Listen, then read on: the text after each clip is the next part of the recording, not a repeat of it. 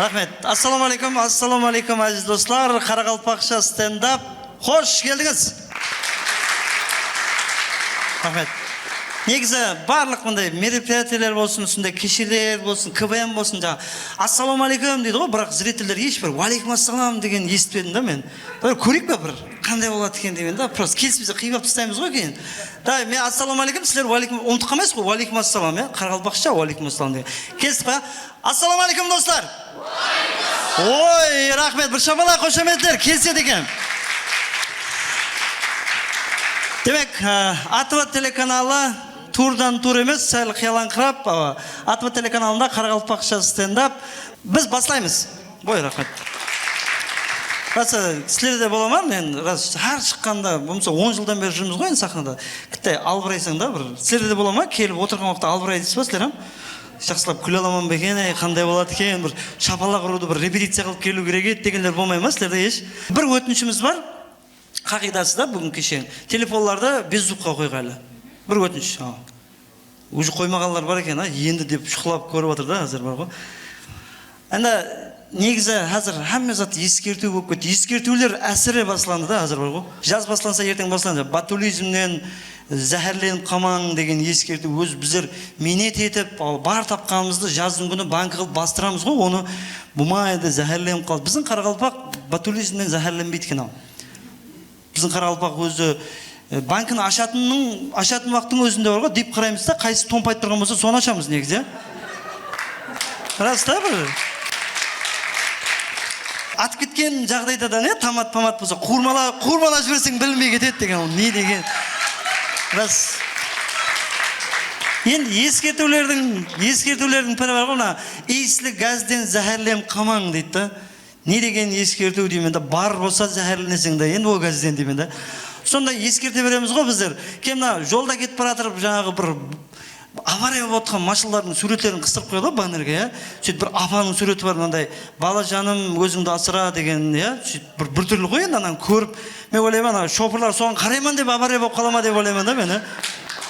Негізі тезлікті асырма, үйде бала шаған күттіртті деген бір сөздер бар, жылап тұрған бала бір негатив қой негізі бар ғой.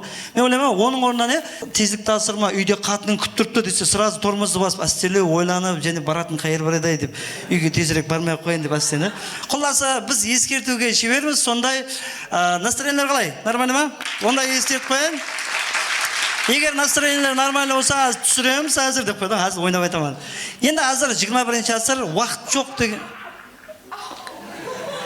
Түскені ме настроение? Ой, рахмет. Енді негізі бар ғой, сонда ешкім күлмейтін жеріне күлсең, басқалар ойлайды, мыналар түсінеді, қатты астарлы зат айтқан ғой. Мына квенчиктер ғой, түсінеді ғой деп күліп отыр ғой, үшеу бар ғой. Бір шапалақ қошеметтер. Қарақалпақ КВН-нің ұстазлары отыр, ұстазларының ұстазлары алдың қатарда отыр. Бір Дәулет қош келіп, шапалақ қошемет. Рахмет, Дәулет аға. Енді азыр уақыт жоқ деген заман, растанам, әмме асықсы, уақыт жоқ деп айтуға уақыт жоқ даже бар ғой. Біреумен кетіп баратсаң, бұрылары деп сәлмесіп, дейтінек азыр сәлмеспейтінен болдық қой, деп қоясаң да, телефонда, олам телефонда да, сонымен кете бересің. Уақыт жоқ қой азыр. Баса-бас. Әмме баса-бас деп ойлаймыз ғой, бірақ асықпайтын адамлар бар екен, білесіз бе? Кімдер асықпайды? 5 адам болып тұрады ғой маршрутта. Енді сен 6-шы болып азы неріне отыраман деп тұрсаң, бір адам өтсін артқа деп. Сол 7-ші адам келуге асықпайды ғой.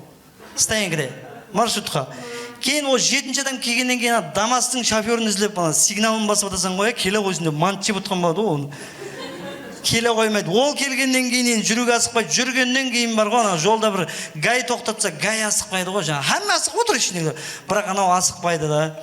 Кейін әмме асық баратқанның өзінде бір пешеход педалар сызығынан өтетін қызлар асықпайды, білесіз ба? Не деген деймін да.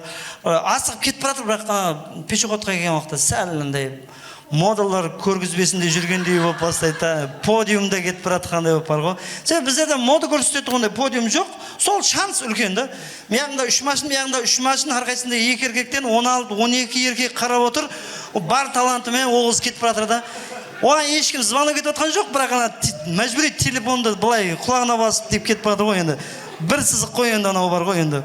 Францияда модельер қыздар өтіп жүре алмайтын шығар десең да, солар асықпайды. Мен өзім пешеходтан өтетін болсақ, енді тез өтеміз ғой жігіттер, сондай емес сіздерде өтіп баратып сөгінбе деп өтемен да мен былай. Енді ортаға Нұрсұлтан. Бір қошеметтер, Нұрсұлтан.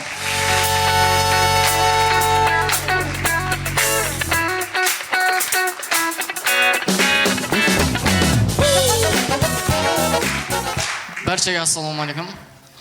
Zalda jigitlar bir qo'l shapaloq urib jibiriksh barimiz. Bugun men jigitlarning krugi haqida aytaman. Jigitlarning o'zlarining krugi bo'ladi tursa, jo'ralari. So krugning ichida ul deb jomon ko'rатын birov bo'ladi-da. Uni hammasi jomon ko'radi. Jaqpaydi anav odamga. Bir turi tartsa ekan degan jag'uga. Nega jaqpaydi? Sen qara, seriozno yerda turasan, keli sadaqada bir yerda kelib tashketingga buyuring, bir deydi. Қалай жағады одан кейін? Бірақ оны кругтан шығарып жібере алмайды. Hammasi ішіне жақсы көріп тұрады, себебі шашлик жақсы пісіреді ол. Шашликті жақсы пісіреді, кругты басқарып жүретін сол. Онан кейін ана кругта балалар болады, танымайтын адам жоқ не? Hemen tanып баратады, весь город таниды жар. Анаумен жүрсең, есің өнбейді ғой бір. Екі адам жүреді, біреумен сәлемдеседі. Сәлемдесіп қоймайды, құда жекжатына дейін сұрайды ғой кейін ана жерде. Сөйтіп бұл неге бүйтіп қалай танысып қалады екен деп пешетте бір қасында жүрсем бір баламен танысты. Жора қалайсың, шүкір жақсы. Атың кім? Пәленше. Қайер тұрасың? Тақтакөпірде. Тақтакөпірдің қайер? Пәленше жері. Тақтакөпірдің қаяқта екенін білмейді, бірақ Тақтакөпірдің қаяғындасың деп сұрайды. Онан кейін бір қарыз сұрайтын балалар болады, араңызда. Ең көп қарыз сұрайтын біреу болады. Білмеймін мен. Hamma қарыз береді ғой, ана қалай сұрап алады ол. Бізе бір сұрасақ, бір әчке кеше кредит төлеп қойып едім ау. Жылағанның алдына өкірген шығады деп сенен менен қарыз сұрайсаң ба? Бірақ анаған hamma қарыз береді. Сөйтіп кешетте бір сұрадым, жора біздің қарызды қайтара қойшы десем, маған айтады, сонда арамызда ақша жүрмей ма не дейді. Конечно, енді 3,5 миллион болған деген жора қайтаруың керек қой, керек қой бізге де ақша деп отқан. Онан кейін жаңа бір дүнияның жаңалығын білетін бір бала болады ал. Сендіріп айтады ғой, өтіріктен не анау. Өзінікін дұрыс қобала береді ал, қалай дұрыс қобала түсінбейсің ана. Кешерді отырып айтады, негізі ПСЖ-да Неймар бар ма дейді, десең, Месси келгеннен кейін Мбаппені шығарып тастады шетке дейді. Неға енді талпой ұрып қайтайық па? Бізде қаяқта, ПСЖ қаяқта десем, ау, рас жора, нан ұрсын дейді да. Мен айтатпан, қой, ау, бүйтіп айтпа сен. Бір күн пекарнидің машты қағып кетсен не алсың сен? Онан кейін менің бір кругта өзімнің қатып қалған жорам бар. Кешетте суықта қатып қалдық, маршрут күтіп тұр. Қаяқтан білек, ол кезде маршрут тоқтап қалған екен ғой. Құдайға шүкір, жақсы араласамыз сонымен. Сөйтіп бір өліп қалған жорам бар. Жақсы араласамыз. Жақсы бала еді, тие берсін.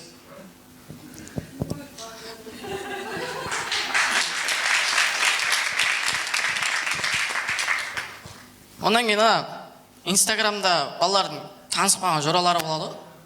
Жақсы қатынасады да Инстаграмда, бірақ өмірде көрмегенде бір-бірін. Көрсе де өтіп кетеді, танымай. И олар асып кетсе, олардың ең хүрметлі сөзі жора пост қойым, родной, 1 лайк, бір лайк, 1 коммент, репост істеп берсе дейді. Сөйтіп Инстаграмда туылған күнімен поздравить етпесе өкпелеп қалады. Онан кейін балалар болады. Үйіне көмекке шақыра беретін балалар болады. Үйінің жұмысын тек жораларына істетіп қояды ал. Папасына қарықты аударып жібер десе де көмекке шақырады анау. Кейін көмекке шақырғаннан кейін, балалар қайтқаннан кейін, уже мамаң басылайды ғой. Жораңды көрдің бе, әбен еді. Өкшесі жыртық нәскені теріс айландырып күйіп жүріпті. Сен болса күттай тесіліп қалса лақтырып тастайсың. Жұмыстың бәрін жақсы дейді екен дейді. Тым жақсы бала, осы бала білмеймін, саған қарағанда жақсы, осымен аралас дейді. Мен білемен ғой оны. Оның обал болды деген сөзді асып кетсе пивыға қолданады. Жігітлер азғап қалып, обал оқымасын ішпесең деп тұрады. Сондай, мен жораларымды, мен білемен да, просто үйдің ішінде олар басқаша көрінеді да. Не болса да жораларымыз аман болсын, мен де бар осы, рахмет.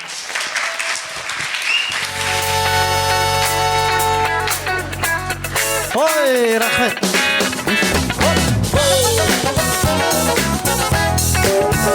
Рахмет. Есет өтеміз, көріп отқаңыз Себімлі телеканалымыз, АТВ телеканалы, Қарақалпақша стендап. Біз давам етеміз. Негізі, кейінгі уақытлар телевизор онша көрілмейтін болды дейміз ғой, арасам телевизор көрілмейтін болды. Енді телевизор негізі хаялға ұсайды. Хаял, телевизор екеуі бір-біріне қатты ұқсайды. Білесіз бе? Бұрын телевизорлар қандай еді? Бізде бала уақытта черно-белый еді. Боянбайтын еді. Қазір цветной бар, иә? Боянып алады, не бояну түрлері бар. Одан кейін бұрынғы телевизорлар мындай бір үлкен еді да, мындай бар ғой. Құшағың толып тұратын еді. Екі адам көтермесең көтере алмайтын дегенде. Қазір телевизорлардың бәрі диетада ғой, мынау қол, иә? Беттері теп-тегіс LCD монитор дейді ғой. Кейін енді жаңалықтың бәрін бұрын телевизор айтатын еді, енді қазір аялардан естеміз. Аялар не айтып жатыр деп қоямыз да. Бұрын үй тәрбиесімен аялар шұғылданған, бала тәрбиесімен аялар шұғылданған, қазір телевизор шұғылданып жатыр. Сол баланы отырғызып қоямыз, ана Балажан телеканалында не болса сонымен өсіп жатыр ғой, баламыз бар ғой. Не деген. Енді растан және бір ұстаз тарапы бұрынғы телевизорлар сәл айып ашып бастаса, антен басқа жаққа қарап кетсе, телевизор өкпелеп көрсетпей қалады. Бір шапалақ ұрсаң нормально көрсетеді. Қазіргі телевизорлар шапалақ көтере алмайды. Bir şapalak vursan, bak. Төркүннен мастер шақырады. Кейін далда жатқан телевизорым жоқ деп бастайды ол. Бұл телевизор үйіме де сияды деп бастайды. Сол телевизорлар бұрындай көрсетпей айып ашып бастаса, яғни антен басқа жаққа бұрылып кетсе, самал болмаса антеннің басқа жаққа бұрылмайды ғой енді. Антен басқа жаққа бұрылып кетеді, кейін телевизор оған өкпелеп көрсетпей бастайды. Білесіз ғой енді антен кім екенін біліп тұр. Сол екеуін жарастыру үшін үйде балалар көп болатын еді бұрын. Перзенттер көп болатын еді үйде.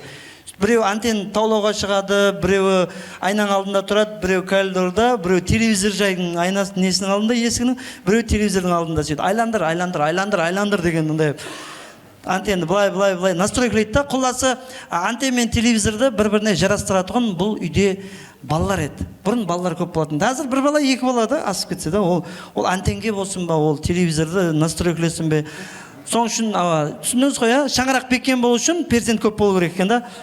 Лайым антенлеріңіз еш жаққа бұрылмағай, телевизорларыңыз тек қана жақсы заттарды көрсетіп тұра берген. Рахмет. Біз давам етеміз. Ендігі резидентіміз Шымбайдан келіп отқан Жалғас ағаның баласы Роман.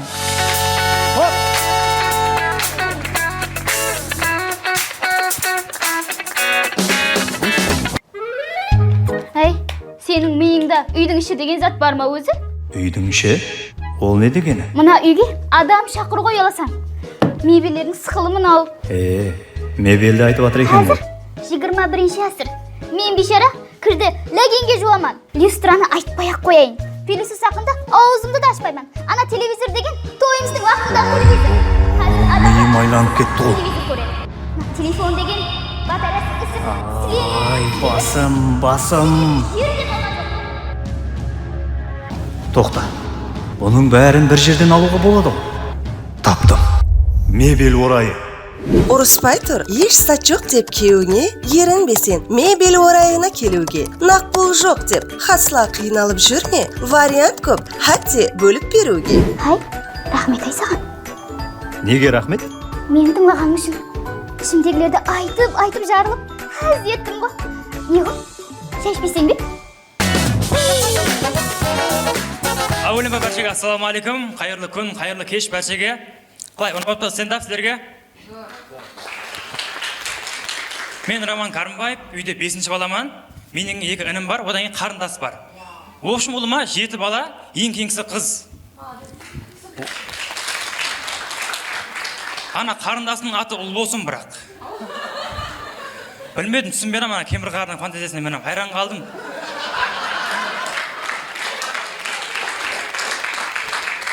Ол не мақсатпен, не ниетпен қойды, хайран қалдым да. Майлы.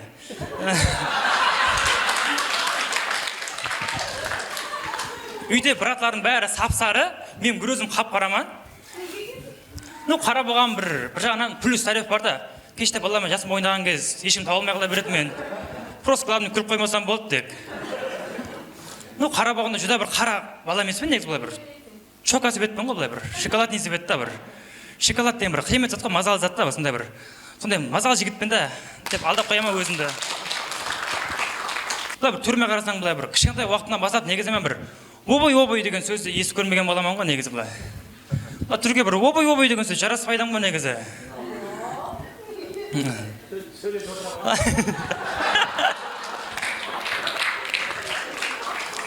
мына бір о намдахан бала болып қалыпсың ғой деген сөзді екінші классында естіген адаммын негізі мен. Расы. Мына бір менің қара адамдардың ең үлкен проблемасы бұл жаз ғой бұл. Ана жаз бізге қатты тәсір етеді да, ана бір жазды күні шомылып болып үйге кеп деп, үйің алдына кеп деп, аяғыңа таяқпен деп сурет сызып отырасың ғой кейбір ашып кеткен жерлеріне. Бір художник болып кетті сондай болып жүріп. Аз Құдайға шүкір, ИЗО-да оқып жатпан, театральный институтта. Одан кейін ана күні бір сабақта отырсам, мұғалім айтады маған, Карымбаев шық деді, тема оқыдың ба деді. Мұғалім оқи алмай қалдым дейді. Түнімен ит қырықтың ба дейді да. Түнімен аяғым жүнін шашалаппен өртеп отырдым дедім. Біздің қарекең сондай бір әрбір кәдімгі жаңа бір хайуанды қосып сөйлейді да, бір иттің баласы, иттің төлі, иттен тарқаған, жаңа түнімен ит қырықтың ба, қойба отпан ба деп не? Жаңа бір мәселен шетелдің адамдары бір менің балам ақыллы бір Эйнштейнге ұқсаған дана жігіт дейді да. Біздің қарекең де біздің бала қой аузынан шөп алмаған бір момын жігіт дейді да бір. Эйнштейн қаяқтан қой қаяқта деймен да ана. Нең бар қойдың аузында шөптен нең бар деймен да бір. Сөйтіп біздің қарекең айтады.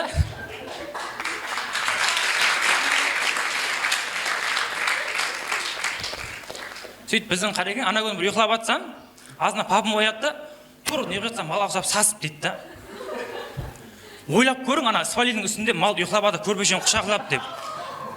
Фантазияға сыймайды ғой, ана мүмкін емес қой назад. Біздің қарекең иттеріне бір жәбірді, қатты шиқұла шыңғырдай беретін шығар. Бір иттің баласы, иттен тарқаған, иттің төлі, жора ақшым жоқ қалдымда ит үріп батыр, иттен бір сүйек қарсыма деп, әр кәпіне итті қоса береді да бір.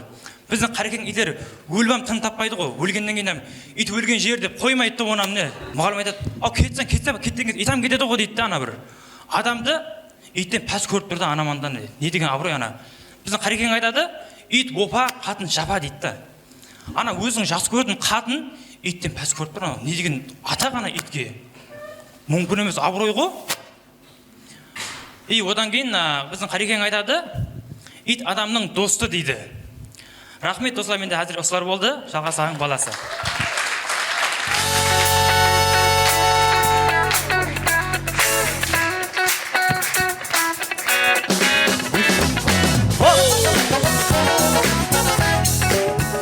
Негізі телефоннан сөйлесу этикасы бойынша көп адам хабар бар ғой. Кешкі сағат 9-дан кейін негізі біреу-біреудің мазасын алуға болмайды этика бойынша. Бірақ біздің қарекеңе қызық емес қой ол. Главный өзің ояу болсаң болды. Ар жақтағы адам ояумады. Есіңе түсіп кеткен уақытта звонок ете бересің ғой. 11 ма, ол 12 ма. Бір Ташкенттен келген бір жорамыз айтып жатыр да енді. Сол Ташкент болып кеткен, сол айтады да, егер дейді кешкі сағат 10-нан кейін звонок келсе, значит ол Қарақалпақтан келген звонок дейді да. Ямаса пияң деп қояды да. Ұйқың келмей жатасың ғой, бір кезде звонок келеді. Деді, безіп қойсаң ғой енді вибрация. Сөйтіп дейіп астен қарайсаң, ұйқылап өтіп екен қасында деп астен деп. Сөйтіп астен дейіп қарасаң, жораң Құдайға шүкір. Сөйтіп кейін естіріңкіреп, ало Мура қалай деп, естіп жатыр ғой енді, білесің ғой, естіп жатыр, мүмкін емес ол да, ұйқылап қалу. Сөйтіп Мура қалай, уже анақтан Мәке қалай дегеннен трубкадан ұрып кетеді да олай, уже сразу түсінесің енді. Неге алдым деген жеріне келеді, сөйтіп астен шығып кетесің, орнынан тұрып қалай жатыр. Неге қуатсаң дейді да. Түнгі сағат 12:30 неге қуатсаң. Не қылып жауап бересің осы? Просто сен звонок етіп қалатын шығар деп ұйқыламай жатып па дейсің да. Көрші мынандай ғой, жоралармен отырып ек. Ана гейлер туралы анекдотын береді ғой, соны жіберсе, на, громко қойдың, давай, Юмірбек деп.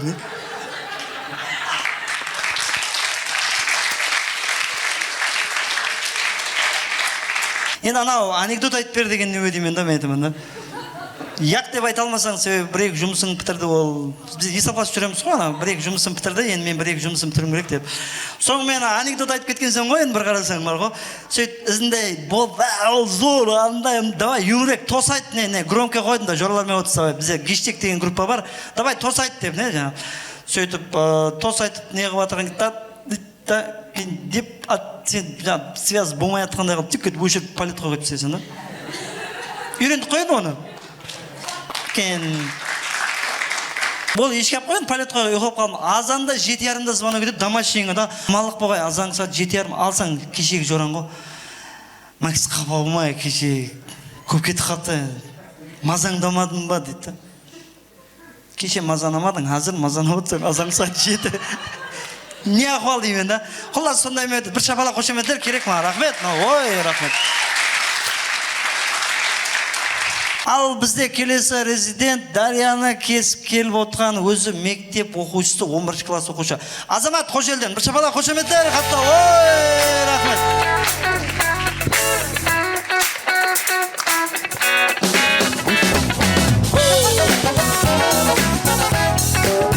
Ассалаумағалейкум бәршеге, қайырлы кеш, стендапқа қош келіпсіздер.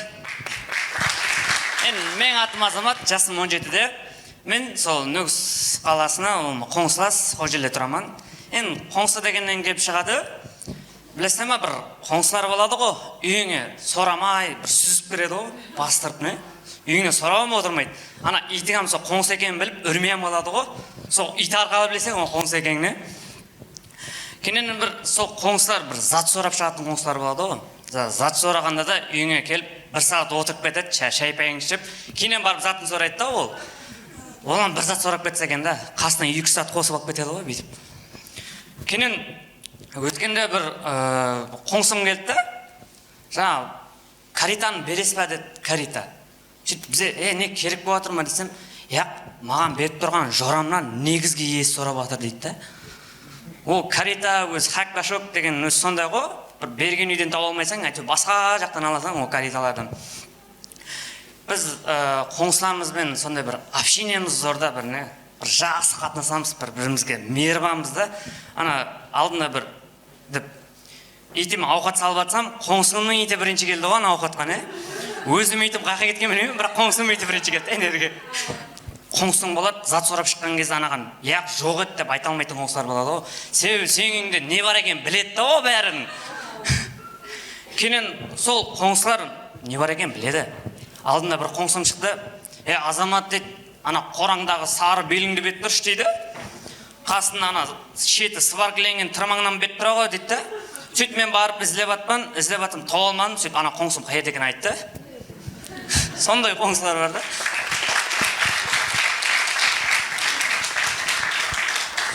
Папам өткенде жұмсады, ана шарапат аған күнен барып қызыл белді сорап қайт деді. Ал папа ол алған жоқ десем, сен алған сорама, қайда тұрған сора жібеш дейді маған. Қоңсың біледі ғой, оны зетлады.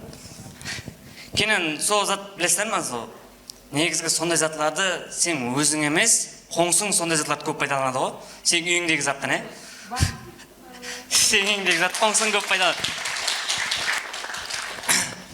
Кенен білесіздер ма, ауылда той мерекелерді қоңсылар атқарады. Зор атқарады олар. Қоңсылар атқарады. Сол қоңсылар атқарған кезде любой ауылда болады шығар меніңше. Биапа дегенлер болады ғой, білесіздер ма? Биапа. Масқара анау. Құдаларыңды күтіп жібереді ғой, өзі күте алмаса кәміне. Бір авторитет та ол апа. Жаңағы бір жас шаңырақ болады ғой, бір жай шала біткен, 5 комнаты, 3 комнатасы біткен, бас шипырланмаған. Сондай үйлерге білесіздер ме, ансамбльдің балынан жібереді ғой, сол үйлерге білесіздер.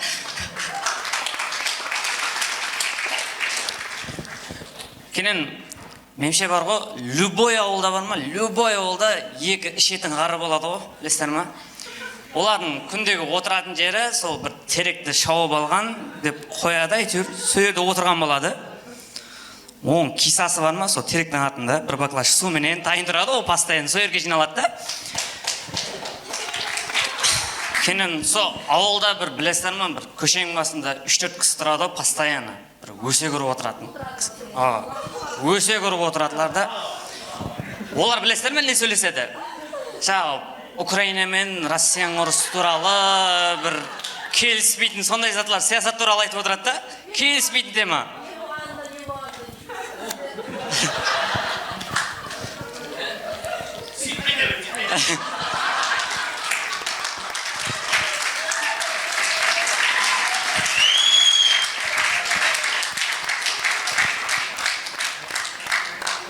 Жаңа бір ауылларда болады ғой, бір күйеуінің атын әйелі арқылы айтады ғой, білесіздер ма? Мысалы бүйтіп Амантай аға демейді, Бақыт врачтың күйеуі дей ма, Роза апаның күйеуі дей ма, бір сөйтіп айтады ғой, күйеуінің атын айтпайды. Ол күйеуінің атын айтпайды да, сонда мен ойлап қоямын, сонда үйіндегі балалар да білмейтін шығар, ол папасының атын деймін да. Себебі жаңағыдай айтады, Роза апаның күйеуі дейді. Мен де бәрі болса, рахмет сіздермен бірге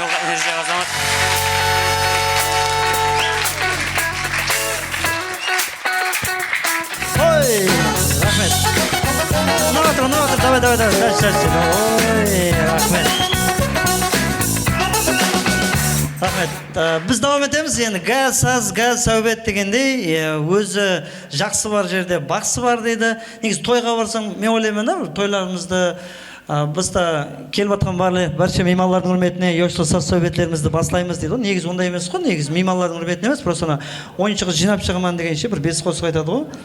Білесіз ба, бір еуші қосықларды жібереді да, ана ойыншы қыз темппен жинап шығу үшін да. Кен сен оған шекем шай пайыңды ішеп, бол енді ойнауға шығатын уақытта бір түрлі бір движениеге түспейтін қосықларды қояды ғой. Олар маркетинг ход қой, былайша айтқанда бар ғой. Сен заказ алуың керек та, одан бар ғой. Мен ойлаймын, оның орнына баста бір бақсын айттырып қой деймін да, мен айтамын да. Дұрыс емес пе? Ерсібай шақыр деймін да. Шабала қошеметтер. Ерсібай Асқаров. Қаттылау шабала құрсаңыз, бұл жақында баслық болған екен деп қойды.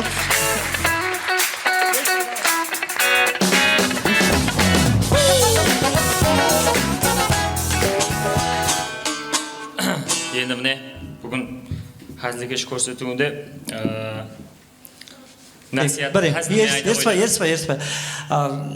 Қарақалпақша стендап. Солай ма? Ең кейінгі рет хәзіл кешке келді да, одан кейін көрсетеді қой мен содан кейін. Бір шабала қошеметтер, Ерсібай Асқаров.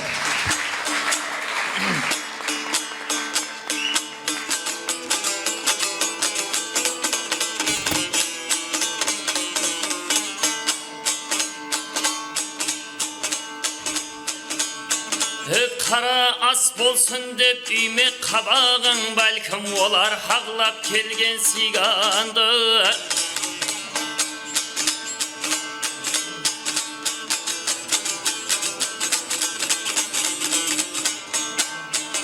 Құрақ көрпешеде бұл асфальт жоллар, бұл да милиліктір түсінсе кімлер. Бәхәрде ашылған салфеткі гүллер, бәлкім үскөшпенен іліп қойғандыр.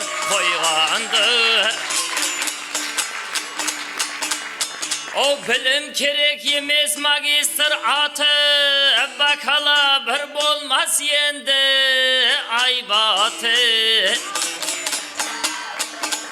О, айылтысы жоқлар бәрі құлауды, сертификат зор енді сивандыр.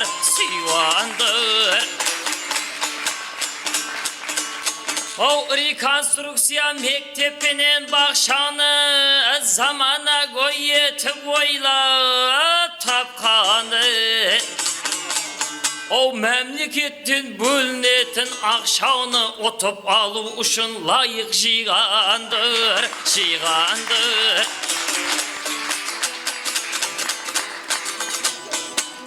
О, имтихансыз сырт елге кіріп атыр таласып, перевод етіп ауылға келіп атыр біразы. Мағлуматы жоғары жайлап кетті арасы, салып тұрсаң бізді дәртке бейталап боп шырағым. Дипломы бар гастарбайтер болып кетпе шырағым.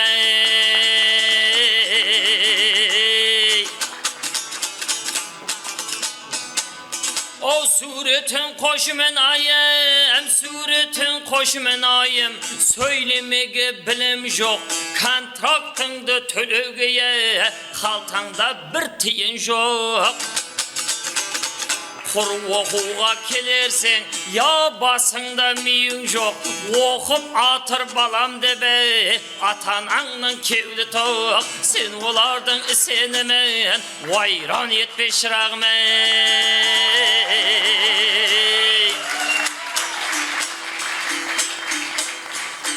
Енді қызметкерлердің басқармаға айта алмай жүрген екі ауыз арыз дейді.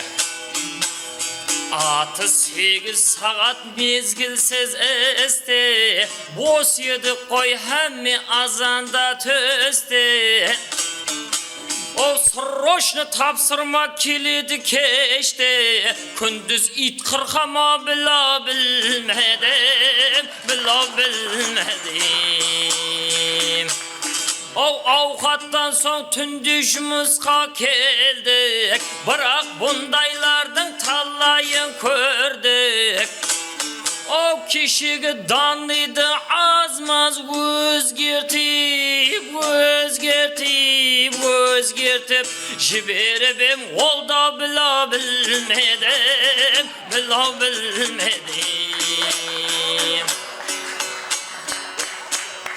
Енді диқан базар ақында дейді. Таң азаннан диқанлардан оптым арзан ала қойған, алып сатардың барлығы сол базарға бара қойған.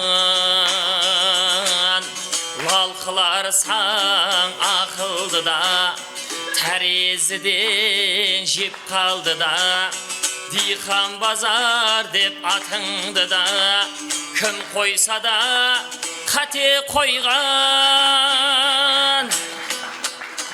Енді менің проблемасы кредит болып жатыр ғой, жаңа бір ерлеп кредит ақында да айтайық деп ек. Не деген төзім деймен, өзімді өзім жеймен, кредитімді ойласам көз ілмеймен. Арқайын шалқып жүрсем, уақытында төлеп берсем, жүрегім жыр толғайды, кешіктіруге болмайды.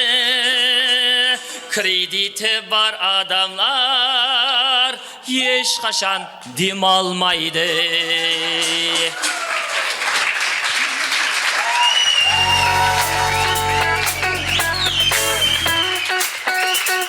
Ұрыспай тұр, еш сат жоқ деп кеуіңе, ерінбесен мебель орайына келуге. Нақпыл жоқ деп хасла қиналып жүрме, вариант көп, хәтте бөліп беруге. Хай, рахмет айсаған.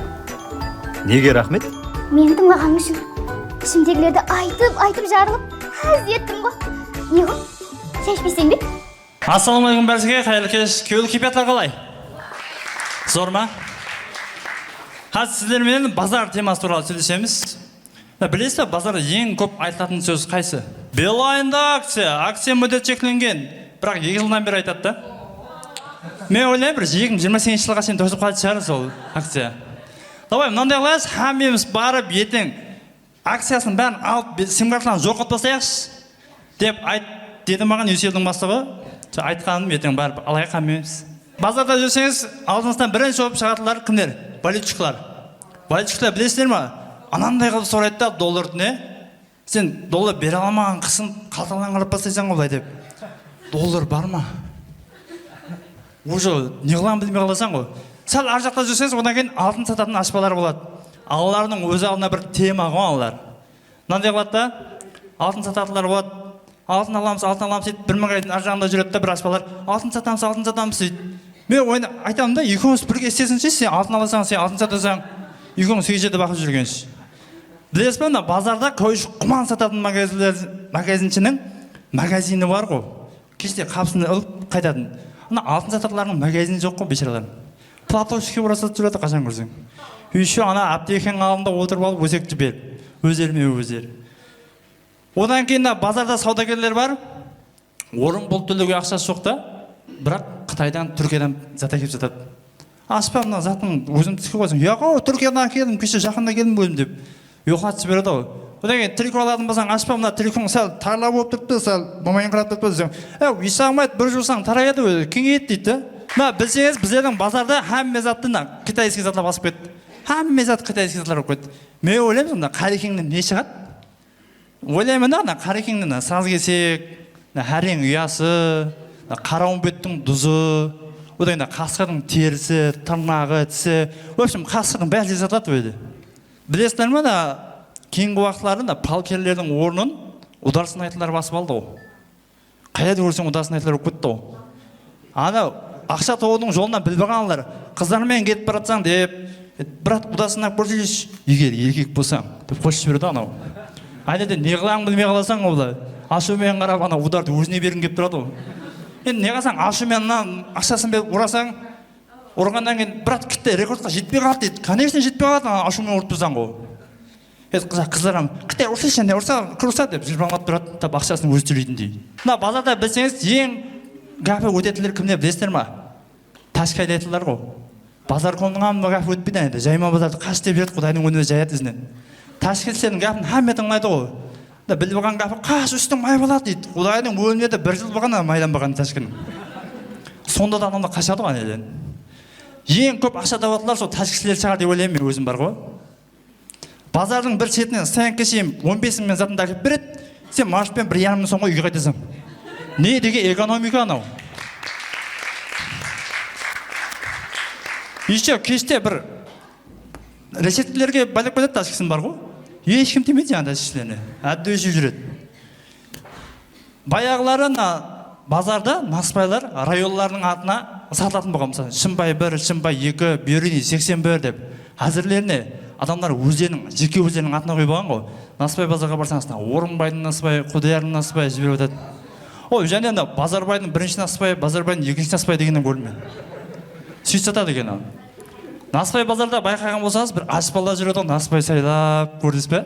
Көрдіңіз ме? Соларға яман әуезім кетеді ғой. Апайларға емес, ана үйінде жіберіп отқан ағама әуезім кетеді да. Хайен насыбай базарға жіберу деген не деген батырлық қой, анау дұрыс емес пе? Ай, қойшы, насыбай өзің бақып алшы десе, көріп өзің барып аласың ғой. Атам, бірінші атаманда ағам үйде. Сонан көруге болады. Онан кейін базарда байқасаңыз, товарлар қай жерде тұрса, сол жерге қарап ценасы шығады. Яғни жайма базар, жерде тұрады арзалдау, полкөде тұрады қымбат, бежелкөде тұрады қымбатлау да. Мен ең көп алатын жерім бір туннель.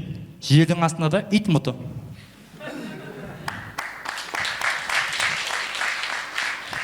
Өмірде андай адамдар болады ғой, істеп атқан жұмыс жоқ, бірақ тым баса-бас салып жүрген адамдар болады ғой. Вот біздердің туннель сондай баса-бас, бірақ істеп атқан саудасы жоқ. Тығылыс деген мүмкін емес. Ана жерден ана басына мына басына өту, как будто анау суф деген игра бар ғой, сондай ойнап өткендей бір тез-тез өткің келеді. Тез-тез өтіп баратсаң, алдында бір апай, мынау не істесем деп тұрып қалады ғой. Сен қалсаң,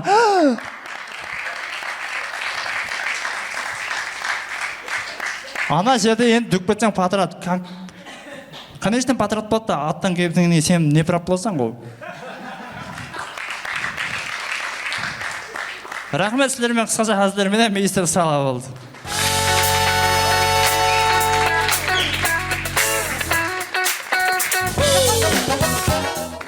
Албырап тұрман, сәл қорқып, шошынып тұрман, мен әр сахнаға шыққанда қорқынып, шошынып тұрман.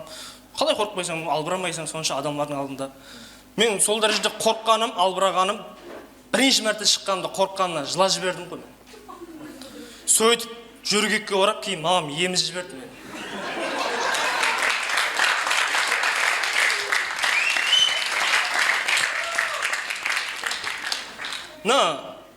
Адамдардан не деген қылық мынау, бір келіспей қалған қылықтарымыз бар ғой біздер. Ана бір жерге барсаң күрішіңмен сүйшейін деп атқан кезде, яқ мінерден біреу аузын басып сүйшті ғой деп нәқ бетлеріне ішіп береміз ғой. Мына сүйшетін жері бар, нағырақым, ол жерден ешкім ішпейді бірақ. Ана біреу звоны кету керек еді деп насыбайыңды атпай отырасаң, сөйтіп, бұл шыдамай насыбайыңды атшы берген кезде біреу звоны кетіп қалады ғой саған.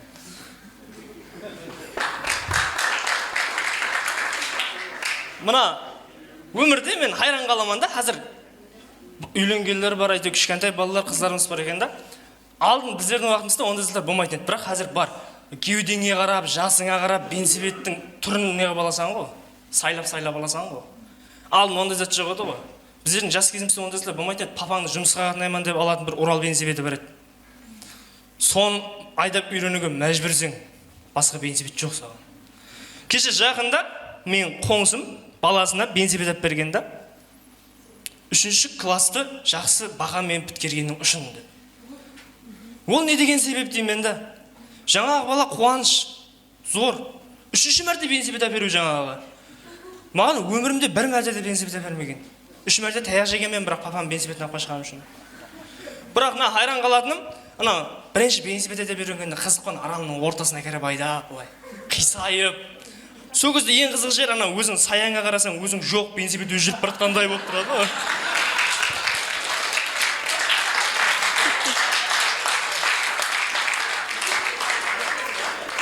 Қытай өскенсін ана рамның үстіне мінесен ғой былай, бірақ ерге жетпейсің, ерге жетсең аяғың жетпей қалады. Сонда ана жамбасын ерге қойып көресен ғой Қытай былай. Бірақ ердің үстіне мініп, велосипедті толық айдап үйренсең, үйдің барып кел шауып келсең боласың ғой. Ана үйде лампочка, бір комнатаның лампочкасы күйіп қалса, сразу магазинге барып алып қайтпаймыз біздер. Я, біздер ойланамыз.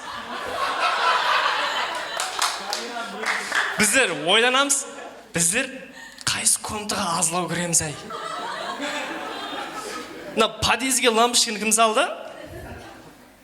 Спальныйға тек түнде ұйқылауға кіреміз ғой, коридордан свет түсіп тұрады, қапыны ашып қойсақ деп. Мынау көп азлау кіретін комнаталарымыз істеп, лампочкаларын алып қоямыз. Не болса да әйтеуір лампочкаларымыз жанып тұрсын, шырағымыз өшпесін.